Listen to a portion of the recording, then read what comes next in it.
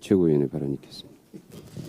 예, 선거는 민주주의의 꽃이라고 불립니다.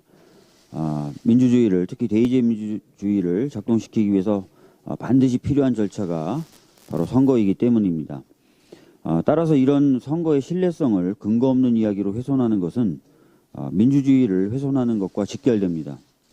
이렇게 중요한 사안이다 보니까 다른 당에서 주로 이야기되고 있는 것이기는 하지만 최근 제기되고 있는 선거 조작 의혹에 대해서 한마디 하겠습니다.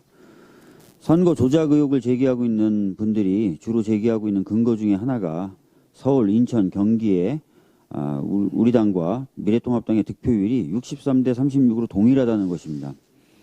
그런데 이는 이미 여러 언론에서 팩트체크의 형태로 보도하고 있는 것처럼 두 당을 제외한 다른 정당이 얻은 득표율을 제외하고 계산한 것인데 서울의 경우에는 61대 34, 경기의 경우는 60대 34, 인천의 경우에는 58대 33에 실제 사전투표 득표율에 비춰볼 때 명백한 허위 정보로 확인됩니다.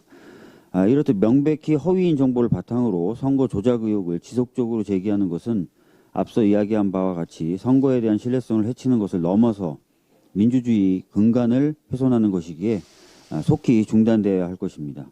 미래통합당은 공당으로서 이런 상황에 대해서 책임 있는 모습을 보여줄 것을 요구합니다. 국경 없는 기자회가 발표한 2020년 언론 자유지수 순위에서 지난해에 이어 우리나라가 아시아에서 1등으로 평가되었습니다. 지난 정부인 2016년에는 70위까지 하락했었던 것을 감안하면 조금씩 발전해 가고 있는 상황이라고 평가할 수 있겠습니다.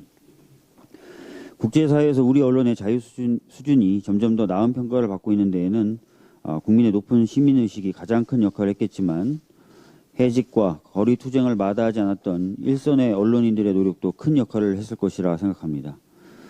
언론의 자유가 커지는 것과 동시에 언론은 자신의 책임도 다해야 할 것입니다. 그렇지 않으면 언론에 대한 국민의 신뢰는 높아지지 않을 것이기 때문입니다. 참고로 영국 옥스퍼드 대학교 부설 로이터 저널리즘 연구소가 작년 6월에 공개한 언론 신뢰도 조사에서 우리 언론은 38개국 중에 최하위를 기록했고 4년 연속 최하위였습니다. 관련해서 어제 방통위에서 종편 2개 방송사에 대해서 조건부로 재승인을 했는데요. 일각에서는 최근 불거진 취재윤리 위반 문제가 여전히 남아있거나 재승인 조건을 제대로 지키지 않은 방송사에 대해 조건을 달아서 재승인한 것에 대해서 우려의 목소리도 높습니다. 언론에 대한 국민의 신뢰를 높이기 위해서라도 이번 재승인된 2개의 종편 방송사는 부과된 조건을 잘 지키길 바랍니다.